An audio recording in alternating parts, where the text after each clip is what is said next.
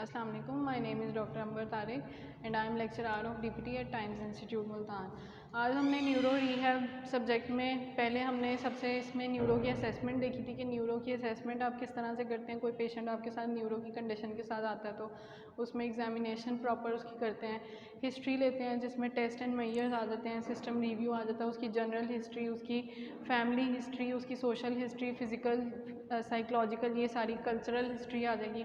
उसके बाद आप उसमें इवैल्यूएशन करते हैं, फिर एक डेफिनेटिव डायग्नोसिस बनाते हैं। डायग्नोसिस के बाद आप प्रोग्नोसिस देखेंगे, उसके बाद आप प्लान ऑफ केयर जो है वो उसका बनाएंगे या ट्रीटमेंट प्लान बनाएंगे।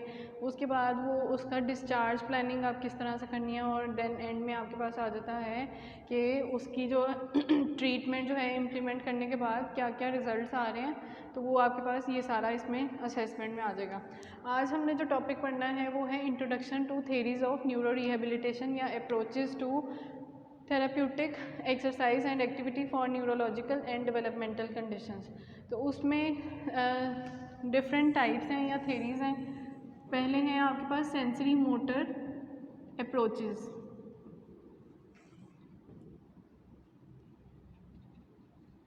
सेंसरी मोटर अप्रोचेस मतलब कि जिसमें सेंसरी से आप ये कह लें कि वो उसकी सेंसेस जो कि एक बच्चे में पैदाइश के वक्त ही डेवलप हो जाती हैं, जैसे कि साइट है, टेस्ट है, स्मेल है, ये सारी आ जाएंगी।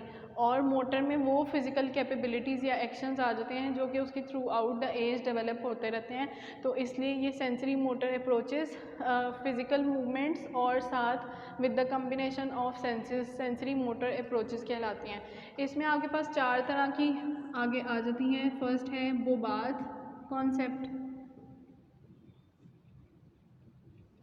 सेकंड है आपके पास ब्रेनस्टॉर्म्स मूवमेंट थेरेपी,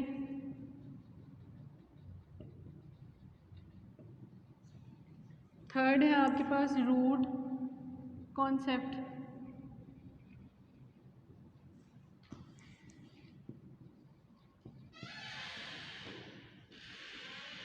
और फोर्थ है आपके पास पीएनएफ या प्रोप्रियोसेप्टिव न्यूरोमस्कुलर फैसिलिटेशन।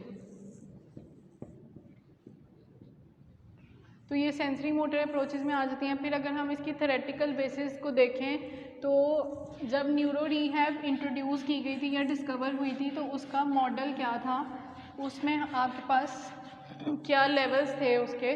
सबसे पहले तो कोई भी आपने न्यूरो की थ्योरी पढ़नी है या न्यूरो के पेशेंट को डील करना है तो आपका एक मॉडल है न्यूरो डेवलपमेंटल मॉडल, जिसकी बेसिस पे आपने उसको स्टडी करना है या उसका डायग्नोसिस बनाना है। उसमें न्यूरो डेवलपमेंटल मॉडल के लेवल के बाद आपके पास आ जाती है रिफ्लेक्स थ्योरी। रिफ्लेक्स थ्योरी के बाद आपके पास है हिरार्कियल थ्योरी,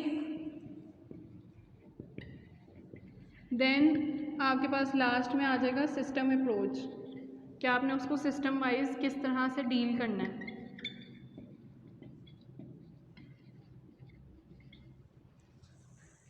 उसके बाद आपने इसमें क्या देखना है, न्यूरो डेवलपमेंटल मॉडल की अगर हम बात करें तो इसमें उन्होंने बताया कि मोटर कंट्रोल जो है यानी कि मूवमेंट्स आपकी जो आप प्रोड्यूस करते हैं या आपकी कोई भी ब्रेन से जो है इंफॉर्मेशन ब्रेन तक गई और उसके बाद ब्रेन ने सिग्नल्स दिए कि ये मूवमेंट आपकी अब प्रोड्यूस होनी चाहिए या अब आपके अचीव कर लेनी चाहिए, तो उसमें 2 कंपोनेंट्स पे बेसिस करती है। एक होता है इसमें ओपन लूप सिस्टम और एक होता है आपका क्लोज लूप सिस्टम। तो ओपन लूप में आपके पास आ जाता है वॉलंटरी कंट्रोल और क्लोज लूप में आपके पास इनवॉलंटरी कंट्रोल या इनवॉलंटरी मूवमेंट्स आ जाती हैं। तो न्यूरो डेवलपमेंटल मॉडल जो है वो दोनों मूवमेंट्स का कम्बिनेशन होता है। क्लोज लूप में आपके पास इनवॉलंटरी मूवमेंट, फॉर एग्जांपल इसमें आपके पास आ जाता है पोस्चरल कंट्रोल। पोस्चरल कंट्रोल क्या होता है? पोस्चरल कंट्रोल मतलब कि कोई भी बंदा रेस्ट वाली कंडीशन में है तो उसके मसल्स कॉन्टीन्यूस कॉन्ट्रैक्शन वाली स्टेट में होते हैं और उस वजह से कॉन्टीन्यूस कॉन्ट्रैक्शन वाली स्टेट की वजह से वो अपने पोस्चर को मेंटेन किस तरह से कर रहे हैं मसल्स, ये आपका आ जाता है। सेकेंड आपके पास आ जाता है ओपन लूप सिस्टम की। अगर हम बात करें तो ओपन लूप सिस्टम क्या होता है? Commands and sequences of movements that are centrally stored in the nervous system and that serves the functions of mobility and production of isolated joint and limb movements। फिर आपके पास close loop system आ जाता है। Close loop system जो है वो आपके efferent feedback पर depend करता है। एफरेंट फीडबैक ये होता है कि कोई भी स्टिमुलस, फॉर एग्जांपल मैंने हैंड पे मतलब कोई भी स्टिमुलस दिया, टच का है स्टिमुलस कि मैं कोई शार्प ऑब्जेक्ट जो है यहाँ पे टच कर रही हूँ, तो इससे जो इम्पल्सेस जो हैं वो जाएंगी ब्रेन तक, या इंफॉर्मेशन जो जाएगी ब्रेन तक वो आपका एफरेंट फीडबैक होता है। और फिर एफरेंट फीडबैक जब वहाँ पहुँचेगा ब्रेन तक, उसके बाद जो है उसके रिस्पॉन्स में क्या होना है, वो आपका इफरेंट जो है इम्पल्सेस आती हैं और वो आपके मसल्स को आके तो एक्टिवेट करती हैं और आप कोई मूवमेंट प्रोड्यूस करते हैं। या मतलब शार्प ऑब्जेक्ट से स्क्रैच कर रही हूँ तो वो पेनफुल स्टिमुलस अगर आपने दिया है तो उसमें क्या होगा कि जब इफरेंट इम्पल्सेस आएंगी ब्रेन से तो आप फ़ौरन से जो है रिस्पॉन्स में क्या करेंगे, अपना हाथ हटा लेंगे ऑब्जेक्ट के पास से। तो ऑटोमेटिक मूवमेंट्स होती हैं। ये प्री रिक्विजिट भी इसको कहते हैं for the development of normal movement behaviours. मतलब कि प्री रिक्विजिट कि आप कोई नॉर्मल मूवमेंट करना चाह रहे हो तो उसके पहले जो है आपने ये वाली मतलब पोस्चरल कंट्रोल आपका नॉर्मल होना चाहिए। उसके बाद जो है आप अपनी बॉडी को किसी भी नॉर्मल मूवमेंट के लिए प्रिपेयर कर रहे हैं। Arise from patterns of coordination. कोई भी मूवमेंट जो है वो कोऑर्डिनेशन, जब तक के पूरी जो लिम्ब है वो कोऑर्डिनेटेड पैटर्न में काम नहीं करेगी तब तक जो है वो आपकी मूवमेंट प्रॉपर्ली कैरी आउट नहीं होगी। फिर आपके पास आ जाती है रिफ्लेक्स थ्योरी। रिफ्लेक्स थ्योरी क्या होती है, इसमें जो है रिफ्लेक्सेस की बात हम करते हैं। तो रिफ्लेक्सेस क्या करते हैं बॉडी में जितने तरह के रिफ्लेक्सेस होते हैं वो आपकी कोई भी पर्पसफुल मूवमेंट्स करवाने में हेल्प करते हैं। अब अगर डैमेज हो जाता है सीएनएस या कोई भी इंजरी हो जाती है तो उसमें क्या होता है कि आपके रिफ्लेक्सेस जो हैं उसमें डिसरप्शन या आप कह लें इंटरप्शन आ जाती है। तो उसकी वजह से क्या होता है, आपकी जो नॉर्मल मूवमेंट्स हैं वो आप प्रॉपर्ली कैरी नहीं कर पाते और इनकोऑर्डिनेटेड मूवमेंट्स आपको मिलती हैं। फिर आपके पास है हिरार्कियल थ्योरी। हिरार्कियल थ्योरी के लिए की अगर हम बात करें तो इसमें उन्होंने बताया कि सीएनएस जो आपका होता है उसको 3 सेंटर्स में डिवाइड किया जाता है। इसमें हमने रिफ्लेक्सेस की बात कर ली रिफ्लेक्स थ्योरी में। हिरार्कियल थ्योरी में सीएनएस जो है वो 3 में डिवाइड होते हैं, 3 सेंटर्स में, हायर सेंटर, मिडल सेंटर और लोअर सेंटर।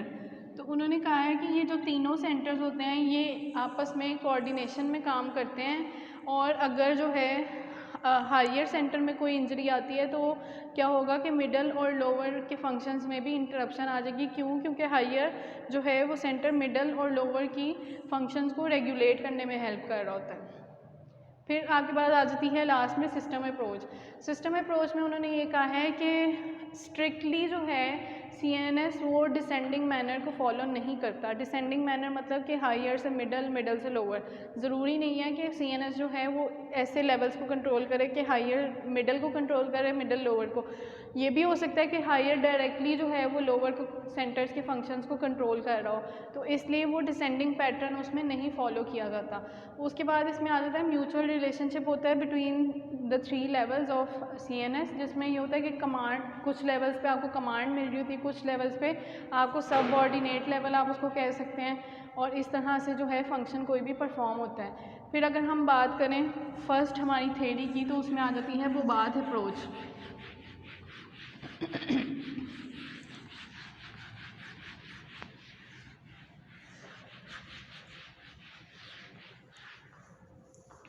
बोबार्थ अप्रोच की अगर हम हिस्ट्री या बैकग्राउंड देखें तो सबसे पहले तो ये डॉक्टर कैरल बोबार्थ ने जो है डिस्कवर की थी, और ये न्यूरोसाइकेट्रिस्ट थे और साथ इनकी मिसेस जो थी वो वाइफ जो थी मिसेस बर्टा बोबार्थ, उन दोनों ने मिलके इसको 1943 में डिस्कवर किया while working with children of cerebral palsy. फिर इसका थ्योरेटिकल फ्रेमवर्क ये था कि इसमें जो है फिर किस किस के जो हैं कॉन्ट्रीब्यूशंस थे, किस किस के काम के, उसमें जैक्सन आ गया, शेरिंगटन और मैग्नस। उन्होंने ये कहा सब ने मिलकर कलेक्टिवली कि ये जो है बोबार्थ अप्रोच ये एक हायरार्कियल कॉन्सेप्ट है, या आप कह लें कि नर्वस सिस्टम जो है वो एक हायरार्कियल वे में या पैटर्न में काम करता है। मॉडल इसका ये था कि हायर ब्रेन सेंटर्स जो हैं वो कंट्रोल करते हैं आपके लोअर ब्रेन सेंटर्स को, जैसे कि सेरिब्रल कॉर्टेक्स जो है वो आपका ब्रेन स्टेम को जो है वो कंट्रोल कर रहा होता है। उसके बाद इसका हाइपोथेसिस ये था कि अगर कोई भी इंजरी होती है CNS के लेवल पे तो ये होता है कि उससे क्या होता है कि हायर मिडल और लोअर सेंटर्स में किसी भी लेवल पे इंजरी हो जाए तो बाकी दोनों लेवल जो हैं ऑटोमेटिकली वहाँ से रिलीज़ हो जाएंगे उसकी कंट्रोल में से, और वहाँ पे क्या डेवलप हो जाएगा, इनहिबिटरी कंट्रोल डेवलप हो जाएगा, resulting in stereotypical postures. Stereotypical postures क्या होते हैं, ऐसे पॉस्चर्स या ऐसी मूवमेंट्स, सोशली अनएथिकल मूवमेंट्स, मतलब कि जो पेशेंट को पता ही नहीं चल रहा वो किस तरह की मूवमेंट कर रहा है, नॉर्मल से ज़रा हट के हो और एग्जैजरेटेड सी मूवमेंट्स हो। प्रिमिटिव मूवमेंट पैटर्न्स या रिफ्लेक्सेस क्या होते हैं, प्रिमिटिव मूवमेंट पैटर्न्स वो रिफ्लेक्सेस या मूवमेंट्स होती हैं जो कि बच्चा अपने बचपन में इन्फेंट लाइफ में जो है वो जिससे डेवलपमेंट उसकी स्टार्ट होती है, जैसे कि क्रॉलिंग आ गई, पुशिंग आ गई या रोलिंग आ गई। उसके बाद है आपकी predominant reflex activity. Predominant reflex activity मतलब कि रिफ्लेक्सेस जो हैं वो आपके डोमिनेंट आपको मिलेंगे। तो वो बात है प्रोज जो है इन अगर इंजरी होती है CNS के लेवल पे तो क्या होगा कि हायर लोअर और मिडल सेंटर्स का जो है वो आपस में कोऑर्डिनेशन खत्म हो जाएगी और रिजल्ट करेगा into these 3 type of movements, stereotypical postures, primitive movement patterns and predominant reflex activity. फिर इसमें हम एग्जांपल देख लेते हैं।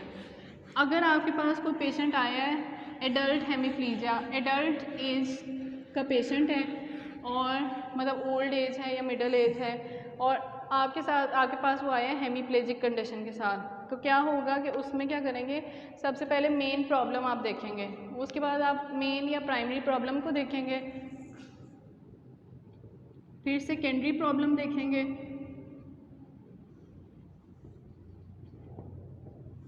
तो मेन प्रॉब्लम इसमें ये होगी कि abnormal coordination of movement patterns, मतलब इनकोऑर्डिनेटेड आपको मूवमेंट्स मिलेंगे combined with abnormal postural tonus. Postural tonus क्या है कि जो रेस्टिंग स्टेट में जो कॉन्टीन्यूसली मसल्स कॉन्ट्रैक्शन स्टेट में रहते हैं जिसकी वजह से आपका पोस्चर मेंटेन रहता है, तो वो जो है पोस्चर की टोन जो है वो एबनॉर्मल हो तो उसको आप कहेंगे। सेकेंडरी प्रॉब्लम आपको इसमें मिलेगी मसल स्ट्रेंथ और मसल एक्टिविटी। फिर वो बात कॉन्सेप्ट के अकॉर्डिंग अगर देखें तो वो बात कॉन्सेप्ट जो है वो लिविंग कॉन्सेप्ट है कि उसमें जो है डेवलपमेंट्स आती रहती हैं with the passage of time.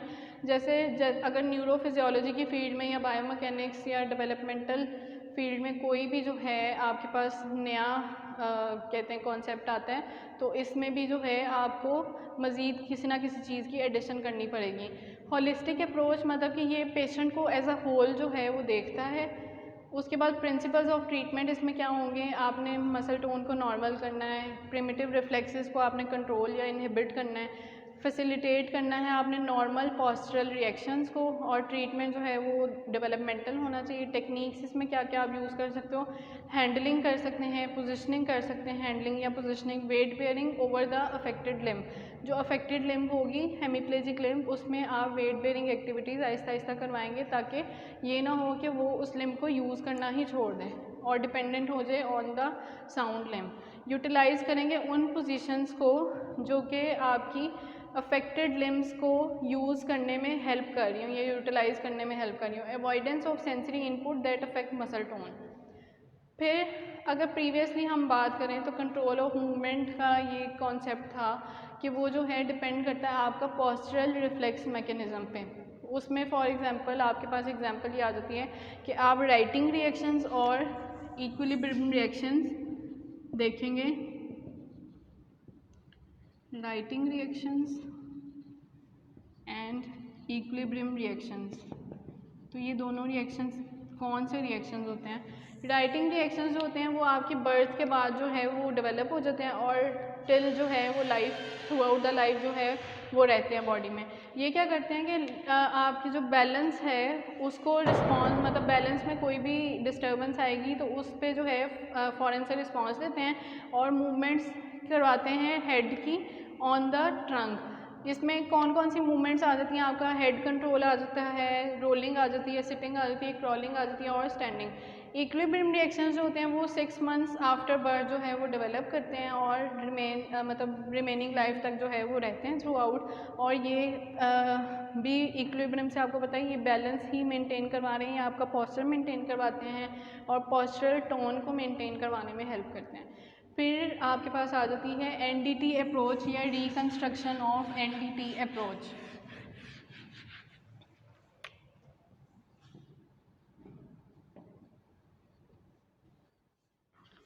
तो एनडीटी अप्रोच क्या थी कि ये उन्होंने इसमें ये कॉन्सेप्ट दिया कि जो डिफरेंट पार्ट्स हैं सेंट्रल नर्वस सिस्टम के उनका इक्वल इन्फ्लुएंस होता है एक दूसरे पर, और नर्वस सिस्टम जो है वो क्या करवाता है, इनिशिएट करवाने में मूवमेंट, उसको कंट्रोल करवाने में मूवमेंट को हेल्प कर रहा होता है। तो उसमें किस तरह से वो इनिशिएट या कंट्रोल करता है मूवमेंट को, उसमें दो तरह के मैकेनिज़्म होते हैं, एक होता है फीडबैक मैकेनिज़्म और एक होता है फीड फॉरवर्ड।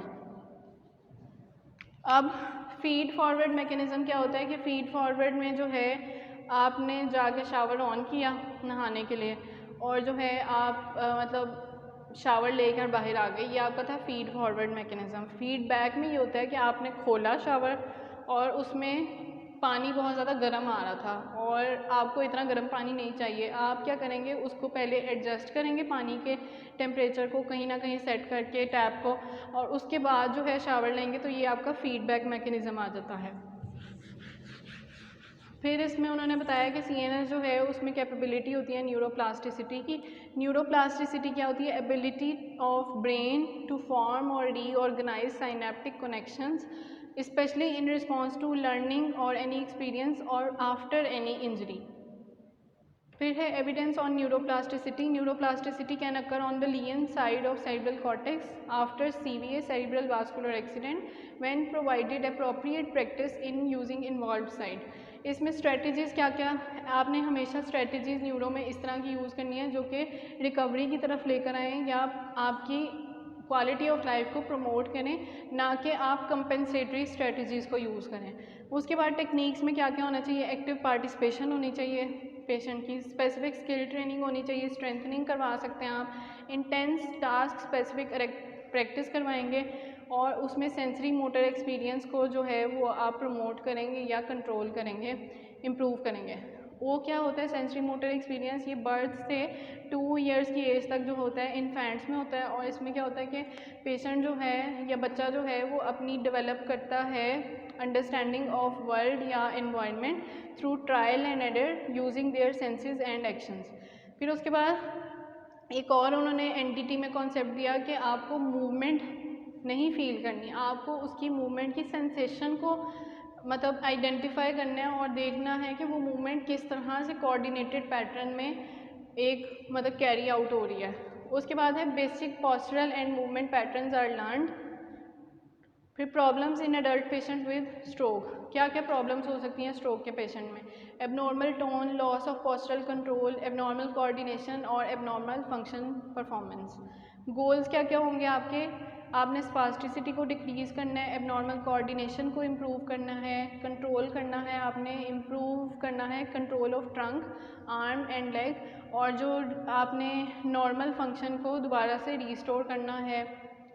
फिर patients of principles of treatment in adult hemiplegia, उसमें आपने क्या करना है कि आपने वो मूवमेंट्स अवॉइड करनी है जो कि आपके एबनॉर्मल रिफ्लेक्स पैटर्न को प्रोड्यूस कर सकें। तो उसमें फिर आपने क्या करना है, नॉर्मल पैटर्न्स को जो है वो बार बार प्रैक्टिस करवाना है पेशेंट को।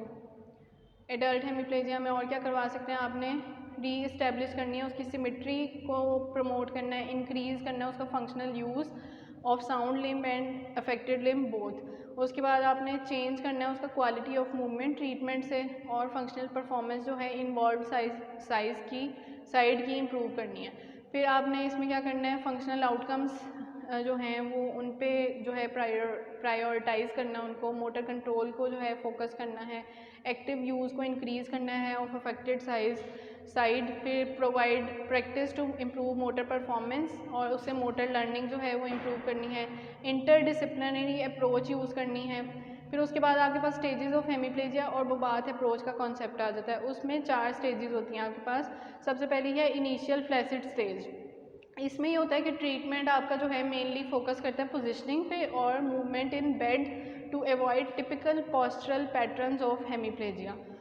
स्टेज ऑफ स्पास्टिसिटी आ जाती है सेकंड। उसमें क्या करना है कि प्रीवियस स्टेज के जो हैं गोल्स उनको जो है आहिस्ता आहिस्ता ब्रेक डाउन करके तो आपने टोटल जो है पैटर्न्स को अचीव करना है, नॉर्मल पैटर्न्स को, और इंटरमीडिएट जॉइंट्स की जो है वो मूवमेंट इनकॉर्पोरेट करनी है। थर्ड आपके पास आ जाती है स्टेज ऑफ रिलेटिव रिकवरी। उसमें आपने गेट इम्प्रूव करना है और यूज़ ऑफ अफेक्टेड हैंड को आपने प्रमोट करना है। फिर आपके पास है principles of treatment in children with cerebral palsy. उसमें आपने पूरे जो चाइल्ड आपके पास आएगा पेशेंट, उसको पूरा एज अ होल जो है वो लेना है और ट्रीट करना है। उसके बाद इसमें नॉर्मल मूवमेंट इनकॉर्पोरेट करवानी है। फैसिलिटेशन और इनहिबिशन अप्रोच आपने यूज़ करते हुए एबनॉर्मल टोन को इनहिबिट करना है और नॉर्मल टोन को या नॉर्मल एक्टिविटी को जो है वो आपने प्रमोट करना है। उसके बाद की पॉइंट्स ऑफ कंट्रोल होते हैं कुछ, जिनको आप KPC भी कहते हैं। ये ऐसे पॉइंट्स होते हैं कि आपने मैंने यहाँ से एल्बो को स्टेबलाइज कर दिया और एल्बो को इस तरह से स्टेबलाइज किया कि मैंने उसको दूसरी जो है हैंड पे भी मूवमेंट को मैंने कंट्रोल कर रही हूँ। उसको स्टेबलाइज करने से, एक पार्ट को स्टेबलाइज करने से मैं दूसरे पार्ट या डिस्टल मूवमेंट को उस स्टेबलाइजेशन से कंट्रोल कर रही हूँ। तो इसको आप कहते हैं कि की पॉइंट ऑफ कंट्रोल। इसमें जो बॉडी में डिफरेंट पॉइंट्स होते हैं, प्रॉक्सिमली आपको स्पाइन मिलता है, स्टर्नम मिलते हैं, शोल्डर, स्कैपुला, पेल्विस और हिप। डिस्टल में आपको मिलता है jaw, elbow, wrist, knee, base of thumb, ankle and big toe. और हेड जो है वो आपका प्रॉक्सिमल में भी आता है की पॉइंट ऑफ कंट्रोल में और डिस्टल में भी आता है। और ये क्या करते हैं बेसिकली आपके फुल पैटर्न जो है एबनॉर्मल पैटर्न उसको ब्रेक करते हैं और हैंडलिंग में हेल्प करते हैं। फिर आपके पास आ जाती है फैसिलिटेशन एंड इनहिबिशन।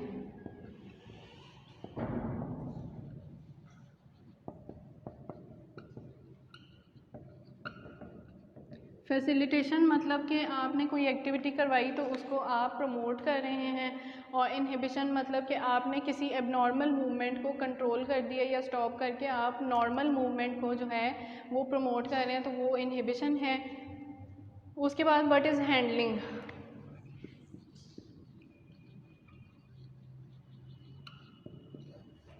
हैंडलिंग क्या होती है, इसमें आपको पता होना चाहिए टोटल इन्फ्लुएंस पैटर्न्स कौन से होते हैं या TIPs क्या होते हैं। तो इसमें हैंडलिंग में आपने ये वाले पॉइंट्स देखने हैं। तो ये क्या होते हैं, normal pattern of activity use to modify abnormal movement pattern of posture and movement. कि मतलब आपने नॉर्मल पैटर्न जो है उसको मतलब आपने ले लिया स्टैंडर्डाइज एज अ वो ऑप्शन ले लिया, उसको देखते हुए आप एबनॉर्मल पैटर्न की किस तरह से मॉडिफिकेशन करके उसको नॉर्मल मूवमेंट में कन्वर्ट कर सकते हैं। ये आपके होते हैं टोटल इन्फ्लुएंसिंग पैटर्न्स या TIPs। और ये जो हैं टोटल TIPs होते हैं और कुछ होते हैं पार्शियल TIPs। टोटल जो हैं उसमें पूरी बॉडी को कंट्रोल किया जाता है, और किस तरह कंट्रोल किया जाता है कि एबनॉर्मल पैटर्न जो भी प्रोड्यूस हो रहा उसकी रिवर्स में आप जो है मूवमेंट उसको करवाएंगे रिवर्स पैटर्न में। और पार्शियल में क्या होता है कि बॉडी पार्ट जो होते हैं वो रिमेन फ्री टू मूव। फिर आपके पास आ जाता है law of shunting. Law of shunting क्या होता है, at any moment during the movement or a postural change the CNS reflects faithfully the state of body musculature. कि मतलब किसी भी पॉइंट पे जो है ड्यूरिंग एनी मूवमेंट जो है या पोस्चरल चेंज की दौरान जो है CNS जो है वो टोटली रिफ्लेक्ट करता है कि आपके बॉडी मस्कुलेचर को, कि कौन कौन से मसल्स पे क्या क्या एक्टिविटी हो रही है, ब्रेन की इम्पल्सेस कहाँ कहाँ किस किस मसल को जा रही हैं और कौन सी एक्टिविटी किस वजह से हो रही है। तो इसमें फिर आपके पास principles of treatment in children with cerebral palsy. Children को एक्टिव होना चाहिए throughout the treatment, functional goals achieve करने चाहिए, वॉलंटरी कंट्रोल ऑफ मूवमेंट जो है वो प्रमोट करेंगे आप या इनकरेज करेंगे। ट्रीटमेंट इन एवेल्यूएशन आप थ्रू आउट करते रहेंगे। ट्रीटमेंट इफ़ फंक्शनली ओरिएंटेड, अगर पेशेंट या बच्चा जो है वो ओरिएंटेड होगा इन पर्सन प्लेस और टाइम, तो आपने जो है उसमें फंक्शनली जो है फंक्शनल जो है एक्टिविटीज़ वो इनकॉर्पोरेट करेंगे। NDT जो है is appropriate for persons with sensory motor dysfunction regardless of age and cognition. फिर उसके बाद ट्रीटमेंट मेथड्स क्या क्या आप इसमें अप्लाई कर सकते हैं सेरिब्रल पाल्सी में। Modify sensory input through handling, positioning and use of key points of control. Facilitate automatic reactions, normal movement patterns are integrated into developing nervous system.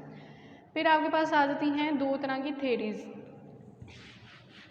Neuro rehab की, एक थी ओल्डर थेरी और एक थी आपके पास new theory.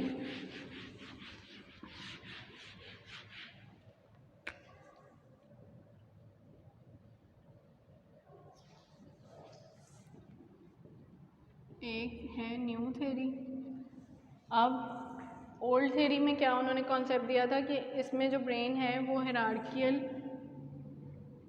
Pattern में काम करता है, और दूसरे में जो है वो सिस्टम मॉडल की बेसिस पे काम करता है न्यू थ्योरी में। सेकंड इसमें आपके पास आ जाता है कि इसमें नॉर्मल पोस्चरल रिफ्लेक्स को बेस बनाया जाता है,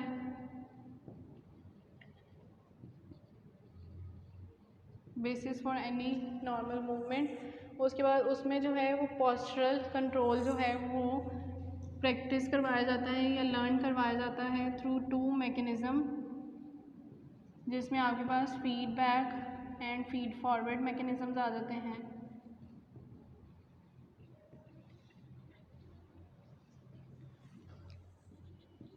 उसके बाद थर्ड आपके पास आ जाता है इसमें स्टैटिक, ओल्डर थ्योरी में स्टैटिक पोस्चर्स और पोजीशंस को एज अ ट्रीटमेंट यूज़ किया जाता है,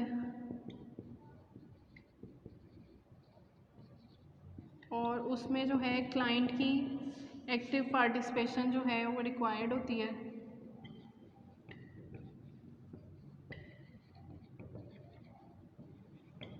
देन आपके पास फोर्थ ही आ जाता है कि आपने progressing the client through normal developmental milestones को बेसिस बनाकर आपने उसको ट्रीटमेंट को प्रोग्रेस करना है, और उसमें जो है डेवलपमेंटल माइलस्टोन्स पे स्ट्रिक्टली जो है वो नहीं करता रिलाई नहीं करता। उसके बाद आपकी इसमें जो है ओल्ड थ्योरी में डेवलपमेंट जो है वो आपकी स्पेलोकॉर्डल डायरेक्शन में होती है, मतलब कि हेड टू टो होगी, और दूसरे में आपके पास न्यू थ्योरी में प्रॉक्सिमल टू डिस्टल होती है। इसमें आप मतलब फोकस करते हैं on components of motions which the child will then apply to function, और उसमें फंक्शनल टास्क को जो है वो प्रायोरिटाइज करते हैं। फिर एविडेंस जो है उसमें उन्होंने कुछ रिसर्च या सर्वेस किए थे जिसमें उन्होंने बताया कि जब भी आपने फिजियोथेरेपी में कोई भी ट्रीटमेंट पेशेंट को देना है तो आपके पास उसका एविडेंस होना लाजमी है। अगर आपसे पेशेंट कुछ भी उसका बैकग्राउंड या हिस्ट्री पूछे कि आपको क्यों लगता है कि ये ट्रीटमेंट मेरे लिए इफेक्टिव होगा, तो आप उसको एविडेंस जो है वो दे दें कि इतनी रिसर्चेज हुई हैं और इतनी इफेक्टिवनेस है इस ट्रीटमेंट की और इसके क्या क्या साइड इफ़ेक्ट्स हैं। फिर उसमें एविडेंस की बेसिस में अगर हम देखें तो वो बात की कोई जो है वो सुपीरियरिटी नहीं थी on sensory motor control, limited evidence था। फिर आपके पास आ जाती है बर्नस्टॉर्म्स मूवमेंट थेरेपी। ये जो है सिग्नी बर्नस्टॉर्म ने जो है वो डिस्कवर की थी, जो कि स्वीडन थेरेपिस्ट था, और इसमें साथ कंट्रीब्यूशन किस किस का था, शेरिंगटन, मैग्नस, जैक्सन और ट्विचल। फिर इसमें क्या था कि जब भी सीएनएस की इंजरी होती है या सीवीए में जैसे कि, तो उसमें क्या होता है कि एवोल्यूशन इन रिवर्स, कि मतलब मूवमेंट जो है ना वो प्रिमिटिव हो जाती है दोबारा से, और रिफ्लेक्सिव और ऑटोमेटिक हो जाती है। मतलब जो बचपन में बंदा मूवमेंट्स करता है ना, जैसे क्रॉलिंग है, पुशिंग है, उसको नए सिरे से वो मूवमेंट्स दोबारा से, वॉकिंग, ये सारा कुछ दोबारा से ट्रेन या प्रैक्टिस करवाना पड़ता है, उसको रिकॉल करवानी पड़ती हैं। Changes in tone and presence of reflexes are considered part of normal process of recovery. इसमें क्या करेंगे, प्रिंसिपल्स ऑफ ट्रीटमेंट में facilitate patients progress throughout the recovery stages. इसमें पोस्चरल और एटीट्यूडनल रिफ्लेक्सेस को यूज़ करेंगे to increase and decrease tone of muscles, stimulation of skin over the muscles to produce contraction, resistance facilitates contraction. फिर आ जाती हैं आपके पास basic limbs energies. Basic limbs energies होती हैं मैस मूवमेंट पैटर्न्स होते हैं कुछ। इसमें क्या होता है, इन रिस्पॉन्स टू वॉलेंट्री और एफर्ट और बोथ और स्टिमुलस की वजह से। इसमें होती है फ्लेक्सर्स एनर्जी, एक्सटेंसर्स एनर्जी और मिक्स एनर्जी। फ्लेक्सर्स एनर्जी क्या होती है, उसमें आपने देख लेना है अपर एक्सट्रीमिटी पे क्या क्या मूवमेंट्स हो रही होती हैं, क्या कौन कौन से जॉइंट्स पे। तो स्कैपुला की बात करें तो वो आपको रिट्रैक्शन में मिलेगा, डिप्रेशन में मिलेगा, और साथ आपको एबडक्शन मिलेगी, एक्सटर्नल रोटेशन मिलेगी, फ्लेक्शन मिलेगी और सुपिनेशन मिलेगी। कुछ इस तरह की मूवमेंट आपको ये मिलेगी।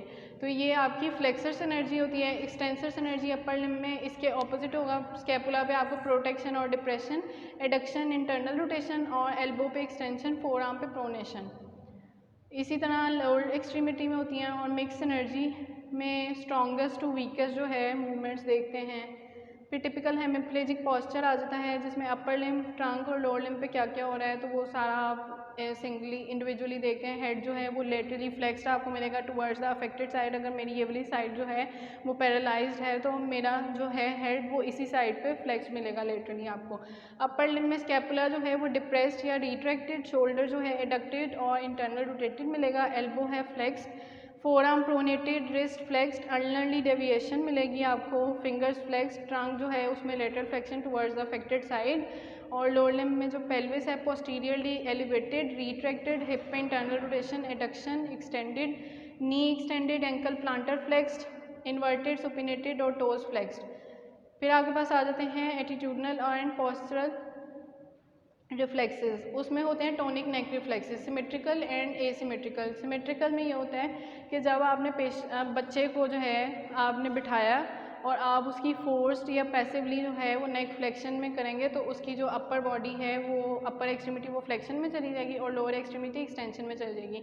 और नेक की अगर आप एक्सटेंशन इस तरह से करवाएंगे तो उसमें ऑपोजिट होगा, अपर एक्सट्रीमिटी एक्सटेंशन और लोअर एक्सट्रीमिटी फ्लेक्शन में। और एसिमेट्रिक में ये होता है कि आप जब नेक की इस तरह से लेटरल रोटेशन करवाएंगे थेरेपिस्ट तो उसमें जॉ वाली साइड पे जो है आपकी अपर एक्सट्रीमिटी, मतलब इस साइड पे जो है मेरी अपर एक्सट्रीमिटी एक्सटेंशन में चली जाएगी और दूसरी साइड पे फ्लेक्शन में चली जाएगी। और स्कल साइड वाली जो होगी अपर एक्सट्रीमिटी जो है वो फ्लेक्शन, लोअर एक्सट्रीमिटी एक्सटेंशन। फिर है टोनिक लेबिरिंथियन रिफ्लेक्स और टोनिक लंबर रिफ्लेक्स। लेबिरिंथियन में ये होता है कि सुपाइन पोजीशन में आप जब लेटाते हैं तो लिम्ब्स जो हैं वो एक्सटेंशन में जाती हैं और प्रोन में जो है वो फ्लेक्शन में चली जाती हैं।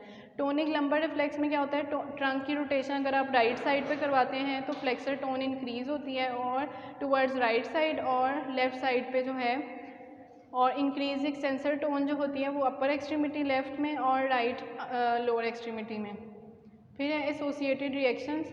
क्या होते हैं ये, बेसिकली आपके पोस्चरल रिएक्शंस होते हैं और डिप्राइव्ड ऑफ वॉलंटरी कंट्रोल, जिसमें कोई वॉलंटरी कंट्रोल नहीं होता। फिर उसके बाद आपके पास है कि क्या क्या ऑब्जर्वेशंस की थी, investigation by Simmons, different scientist ने क्या क्या इन्वेस्टिगेशंस की थी वो आपने एक दफ़ा देखनी है और फिर डिस्कस करेंगे उसको कि अपर एक्सट्रीमिटी में क्या होता है, लोअर एक्सट्रीमिटी में क्या होता है। फिर उसके बाद इसमें आ जाता है होमोलेटरल लिम्ब सिनकाइनेसिस और रेमिसिड्स फिनोमेना। होमोलेटरल लिम्ब सिनकाइनेसिस ये होता है कि response of one extremity to stimulus will elicit the same response in ipsilateral extremity, कि मतलब आप एक लिम्ब पे जो स्टिमुलस दे रहे हैं उसी लिम्ब में आपको उसी साइड की दूसरी लिम्ब में, लोअर लिम्ब में भी आपको सेम रिस्पॉन्स मिले। रेमिसिड्स फिनोमेना ये होता है कि रेजिस्टेड एबडक्शन और एडक्शन ऑफ साउंड लिम्ब जो है वो स्टिमुलेट करती है आपका response in the affected limb. फिर यॉनिंग जो है उसमें जब आप यॉन करते हैं तो आप की जो है अपर एक्सट्रीमिटी वो फ्लेक्शन में चली जाती है या फ्लेक्सर साइनर्जी कॉज कर देती है। कफिंग और स्नीजिंग में क्या होता है कि सडन मस्कुलर कॉन्ट्रैक्शंस होती हैं। फिर हैंड रिएक्शन होते हैं, steps to restoration of hand function, tendon reflexes return and become hyper active, spasticity develop हो जाती है, वॉलंटरी फिंगर फ्लेक्शन जो है वो आ जाती है। पीएनएफ ट्रैक्शन से जो है वो क्या होता है, प्रॉक्सिमल ट्रैक्शन रिस्पॉन्स भी उसको कहते हैं, और उसमें एक जॉइंट जो है उसकी कॉन्ट्रैक्शन से दूसरे जॉइंट में भी मूवमेंट होती है। कंट्रोल ऑफ हैंड जो है विदाउट पीएनएफ स्टिमुलस जो है वो आती है। ग्रैस्प एक्टिविटी आ जाती है और उसके बाद ग्रैस्प रिफ्लेक्सेस जो हैं वो अचीव हो जाते हैं। नेक्स्ट जो है रिमेनिंग टॉपिक वो हम नेक्स्ट लेक्चर में डिस्कस करेंगे। थैंक यू, अल्लाह हाफिज़।